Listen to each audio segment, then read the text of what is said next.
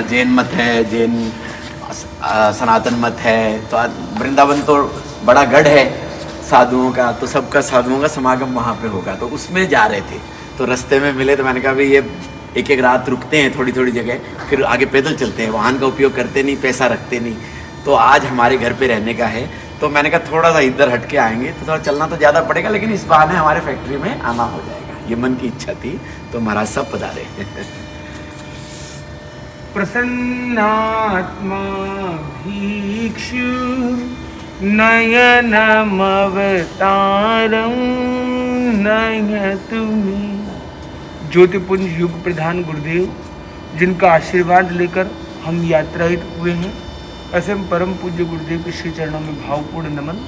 हमारे साथी महाराज मुनि जागृत कुमार जी और यहाँ का प्रतिष्ठित समर्पित डागा परिवार एंड एसवी यूनिट, तो एसवी मेटल्स का ये यूनिट। और आज हमारी बात चल रही थी कि जो बिग फोर है, कई कंपनीज होती है जो बड़ा बड़ा ऑडिट कंसल्टेंसी करती है, उनके लिए भी नाम दे देते बिग फोर। हमारे लिए भी बिग फोर स्टेप्स हैं। 4 चीज़ें हैं जो हमें बड़ा बनाती हैं। पहली हमारी सोच, हमारी सोच बड़ी है तो हम बड़े, हमारी सोच छोटी है तो हम छोटे। कोई आदमी छोटा आदमी नहीं, कोई आदमी बड़ा आदमी नहीं, उसकी सोच उसे छोटा और बड़ा बनाती है। एक बहुत बड़ा आदमी है और छोटी छोटी चीज में किंग करता है, कंकास करता है, झगड़ा करता है, भिड़ जाता है, चिढ़ जाता है, अड़ जाता है, लड़ जाता है। वो क्या करता है? वो इतना बड़ा होकर भी करोड़पति अरबपति असमृद्धि से हो सकता है, तो फिर भी वो बहुत छोटा है। और एक बहुत छोटा आदमी जो गरीब एक कुटिया में रहता है, छोटे से झोपड़े में रहता है, स्लम में रहता है, छोटे से चौल में रहता है, उसका दिल बड़ा है, वो स्लम डॉग मिलियनर भी बन सकता है। वो कितना परिवर्तन ला सकता है, क्योंकि वो बड़ा कौन है? जो सोच से बड़ा है। दूसरा जो बिग फोर में दूसरा है दिल। इसका दिल कितना बड़ा है? दिल बड़ा है तो वो हमेशा बाग रहता है। बाग जो है, गार्डन है, वो हमेशा बड़े होते हैं। छोटे हो जाते हैं तो वो मुरझा जाते हैं, बड़े रहते हैं, विशाल रहते हैं, खुले रहते हैं। तो हमारी सोच, हमारा दिल। तीसरा जो बिग फोर में तीसरा है हमारी वाणी। हम क्या वाणी कहते हैं, और वाणी खाली दूसरों को नहीं कहते, हम अपने आप को भी कहते हैं। एक नरेटिव हम बनाते हैं। नरेटिव का मतलब है हम एक कहानी बनाते हैं। जो भी चीज़ हम लाइफ में देखते हैं उससे एक कहानी हम बना लेते हैं, उसमें एक मीनिंग खोज लेते हैं। वो मीनिंग नेगेटिव भी हो सकता है, पॉजिटिव भी हो सकता है। आज सूरज आया, फिर धवर आ गई। धवर आ गई मतलब वो हिम कुहासा जैसा हो गया, एकदम माहौल कोहरा हो गया एकदम, और दिखना भी बंद हो गया, ठंड लगने लग गई। तो आदमी बोले अरे परेशान कर दिया मुझे, अरे सूरज बाबा चले गए, कोहरा आ गया, कोहराम मच गया, इतने हैरान हो गए, हम परेशान हो गए। एक स्टोरी ऐसी बन सकती है।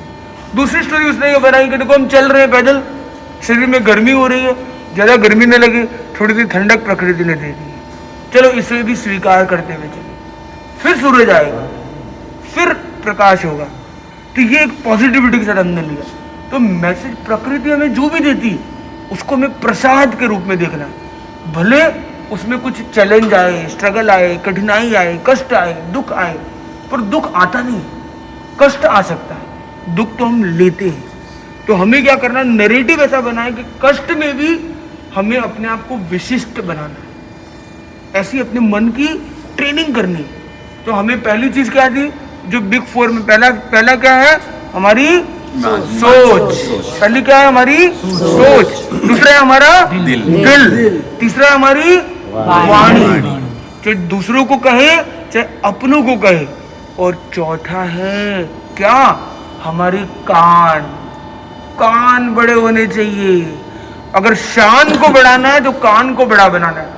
इसलिए लोग क्या करते, कान को खींचते रहते हैं। ये कान खींच के बड़ा बनाने की बात नहीं है। कान का मतलब ये है कि सुनना जरूरी है। श्रवण कुमार बहुत प्रसिद्ध हुआ। श्रवण कुमार ने माता पिता की सेवा की। सेवा क्या है? माता पिता की बात को ध्यान से सुनना, गुरुजनों की बात को ध्यान से सुनना, शास्त्र की बात ध्यान से सुनना, अपने छोटों की बात भी ध्यान से सुनना, अपनों की बात भी ध्यान से सुनना, पड़ोसी की बात भी ध्यान से सुनना। अगर वो आपको कह रहा है, न कि कान लगा के सुनना कि वो क्या बातें कर रहे हैं, वो नहीं कह रहा हूं मैं, पर जो हमें कहा जा रहा है उस पर ध्यान से सुनना। अगर हम ध्यान से रिसीव करना शुरू कर देंगे तो हम अचीवर बन जाएंगे।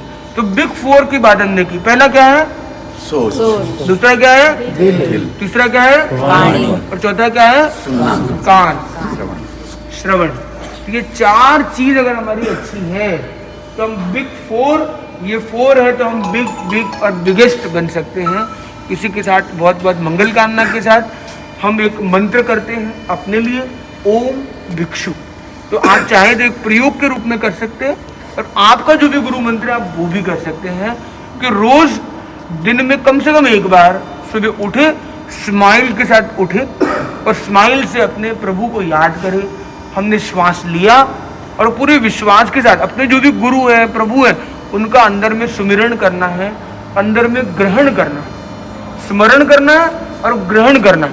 जैसे मैं मानता हूँ भिक्षु स्वामी को, तो मैंने क्या किया? श्वास लिया और फील किया कि भिक्षु स्वामी की एनर्जी मेरे अंदर आ रही है, और फिर श्वास छोड़ते हुए पूरी प्रकृति के अंदर उस एनर्जी को मैं और विस्तारित कर रहा हूँ सद्भावना के साथ। तो मैं क्या करता हूँ? ओम, फिर श्वास लेता हूँ भिक्षु, फिर श्वास छोड़ते हुए ओम। जो 3 श्वास का प्रयोग, तो हम इसको कहते हैं 3 श्वास स्वामी जी के नाम, 3 श्वास अपने गुरु के नाम, 3 श्वास अपने प्रभु के नाम, श्वास विद पूर्ण विश्वास। ये एक छोटा सा प्रयोग, जो भी प्रभु को मानते हो, जो भी इष्ट मंत्र को मानते हो, और कुछ नहीं तो अपने आप को तो मान सकते हो, वो है आत्मविश्वास कि मेरा जीवन उन्नत हो रहा है। और साथ में एक लाइन जो इंग्लिश में आप चाहो तो इंग्लिश में भी कह सकते हो, वो है आई एम, साथ में दोहराएंगे, दोनों हाथ जोड़ेंगे सभी लोग। I am peaceful, powerful, purposeful. सब एक साथ फुल एनर्जी के साथ, I am peaceful, powerful, purposeful. सब एक साथ, वी आर फुल एनर्जी के साथ, we are peaceful, powerful, purposeful. Full energy के साथ, we are peaceful, powerful, purposeful. दोनों हाथों को खोलते हुए, दोनों हाथों को खोलते हुए, we are peaceful, powerful, purposeful.